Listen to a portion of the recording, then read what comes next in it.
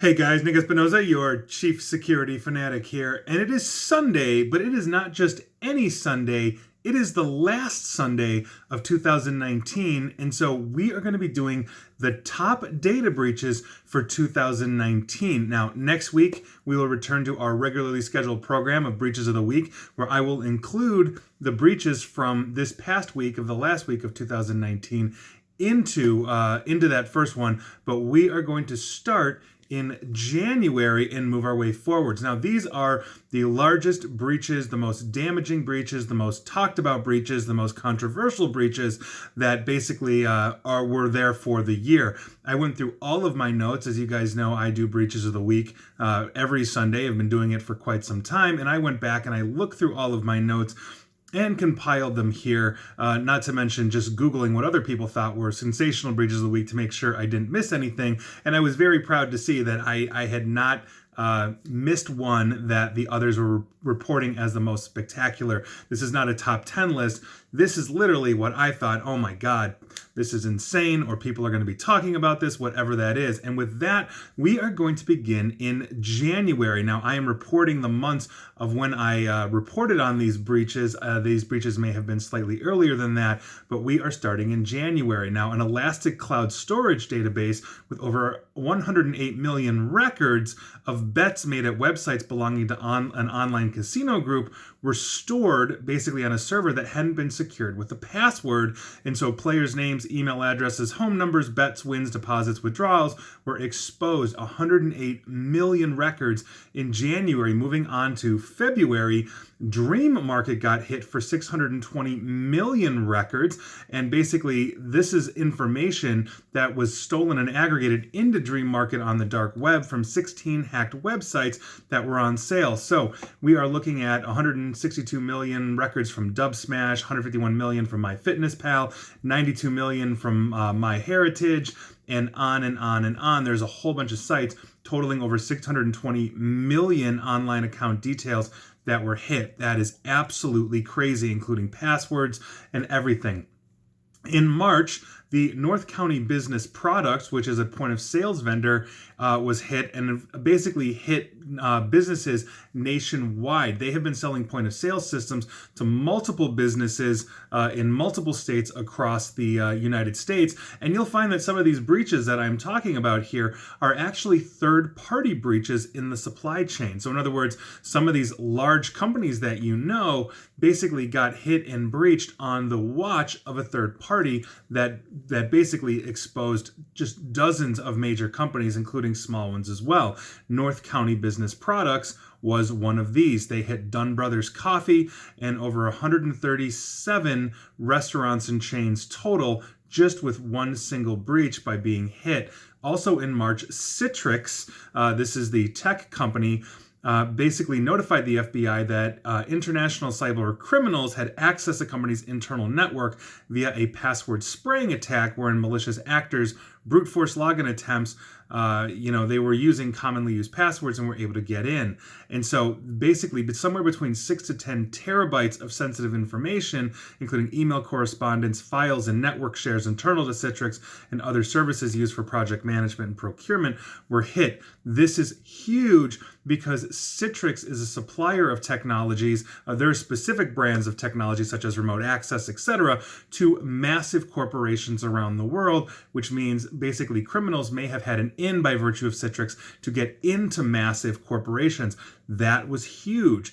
In April, FEMA, the Federal Emergency Management Agency, disclosed a data leak that exposed the banking details and other personal information of 2.3 million survivors of disasters. If you're in the United States and you are hit by a hurricane, an earthquake, a tornado, and your entire geographical region is ravaged, FEMA comes in to supply shelter, food, like everything that you need, communication systems and all of that. So these are some of the most exposed people on the planet at the moment of disaster, and their banking information and personal info got hit.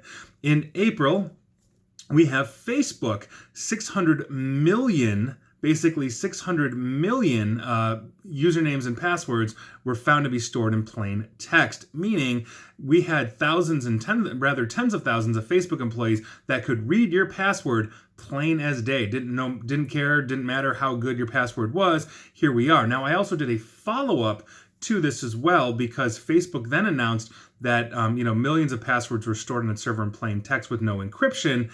But at the time where they released this in April, they said that in March actually, although it reported in April when it was disclosed, Facebook also said that tens of thousands of Instagram passwords were stored in plain text as well, but then they went back and they tried to change the number on their initial March blog post to tweak it, to move it from tens of thousands to millions. So they tried to sneak one by us. We caught it, and Facebook exposed 600 million plus Facebook passwords and millions of Instagram passwords, storing it in that, which is completely incorrect. And if I am basically doing database development 101 as a college course, I am teaching that you hash and you encrypt the passwords. That's just par for the course. That is absolutely disgusting. Not a fan at all. Still in April, Facebook had another massive data breach. Over 540 million users were exposed by third-party developers with access. Now, the researchers at UpGuard found over 100,000 Facebook-related databases and Amazon Web Services that were insecure, meaning as Facebook was allowing these third-party developers to scrape and gather your personal information, these developers were then storing it in AWS or Amazon servers, Amazon buckets, if you will, but not securing it, which basically exposed 540 million Facebook users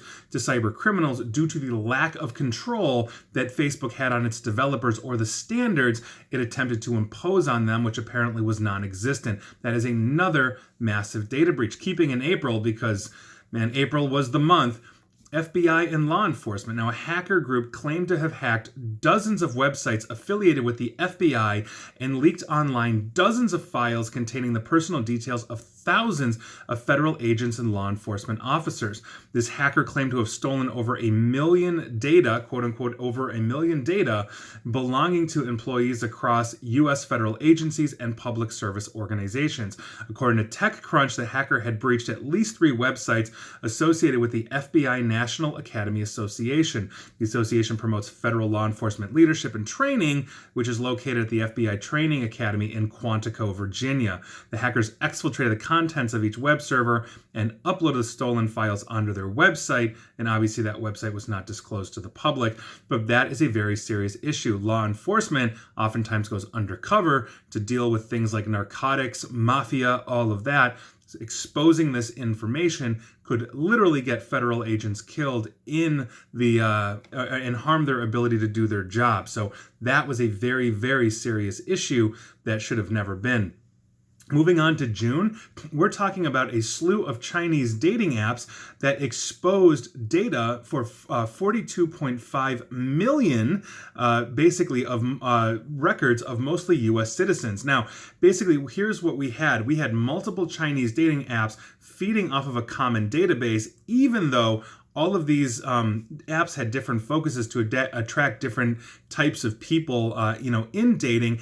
And these apps oftentimes had different names of companies, even though they were all feeding into one database, which looks like a massive surveillance operation possibly.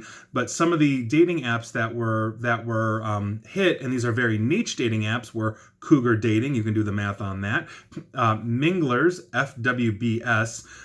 Christian's Finder, and TS, what the researchers believe was a transsexual dating app.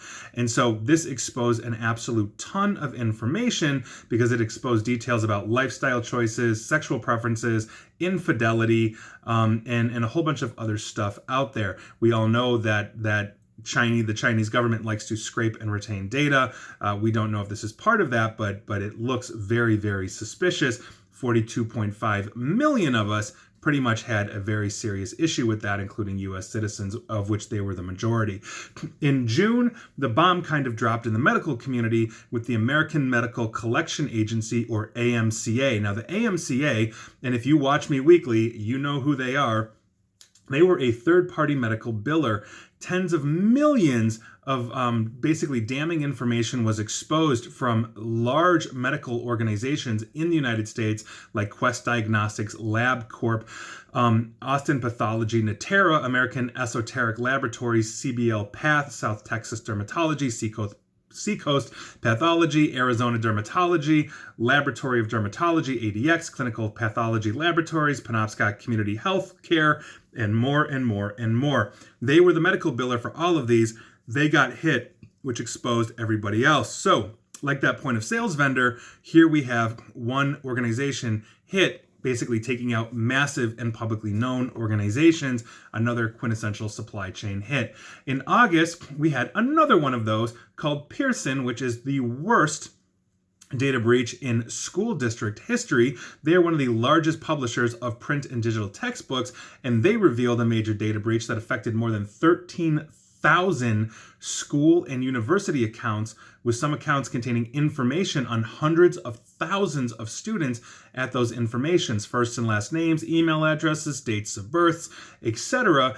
And I basically reported for weeks after that in August, as school districts were then going through their own breach disclosures. Pretty much every state from coast to coast had some kind of effect on this. It was a major, major disaster. August, like April, we are not done with. Capital One, if you remember this, basically a hacker accessed about 100 million credit card applications and thousands of Social Security bank account numbers. Social Security numbers and bank account numbers were also taken. By virtue of this, the FBI arrested a Seattle area woman named Paige Thompson on the charge of computer fraud and abuse. Now, this is one of the largest data breaches to ever hit a financial firm, and this is on par with Equifax, when we are looking at the scope and damage of this. So if you are on Capital One, heads up to you. You probably know that already. In September, we're heading on back to Facebook because these guys cannot get out of the data breach business. They may have inadvertently exposed millions of phone numbers related to people's Facebook accounts. This was according to TechCrunch. An exposed server found online contained over 419 million records over several databases across geographies, including 133 million records in the United States, 18 million records in the United Kingdom, with another 50 million records or more in Vietnam, which is interesting as well. And so basically, no real password protections. Anybody could access this data. Facebook doesn't know how to control their data. They are the worst offender at this by far. They've made the list 3 times already. In October, we saw the data breach for the entire population of the country of Ecuador. Now, an open database on an unsecured server housing a massive amount of personal information collected from public sources by a marketing analytics company, Novastrat, basically had this on a server in Miami. This leaked database included 20 million individuals gleaned from basically Ecuadorian government registries, an automotive association called EADE, and the Ecuadorian National Bank as well. Some of the entries were actually for deceased persons. Ecuador has about 16.5 million citizens in total. That entire country was on breach alert. In October as well, we go to Zynga or Zynga. These are basically the massive app game makers, Words with Friends, Draw Something, all that kind of stuff. 218 million gamers with Words with Friends and Draw Something had their data exposed. Names, email addresses, login IDs, hashed passwords, password reset tokens, phone numbers, Facebook IDs, Zynga account IDs, and on and on. So that is obviously a mess. In November, interestingly enough, and this was rather controversial, it was Hillary's email server. Now, according to the Associated Press, the State Department had completed its internal investigation into the former Secretary of State's use of personal email and found violations by 38 people, many of whom are now facing disciplinary action. The investigation was launched over 3 years ago and determined that those 38 people were culpable in 91 cases of sending classified information that ended up in Ms. Clinton's personal email, according to the letter sent to Senator Chuck Grassley this week and was released on a Friday in mid-November. Now, these 38 are current and former State Department officials, and they were not identified. So we had an actual data breach of classified information being sent to Hillary Clinton's email server, the former Secretary of State, former First Lady, former Senator, and all of that. And so that made the rounds in the news. And finally, in December, we are talking about True Dialogue. Now, this is a company that basically provides SMS texting solutions to companies in the United States. And basically, VPN Mentor, which was their research team, discovered a breached database.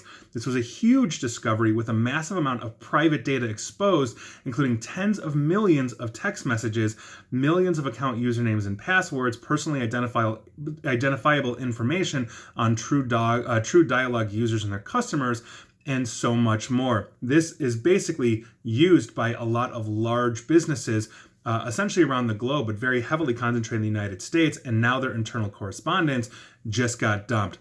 So those are your breaches of the year. Now, if you think I missed one, please feel free to let me know, and feel free to link it to me or talk to me. I do these every week, and I literally went back to the very first week of the year and opened up all of my notes from week to week, basically reading through it and looking at it.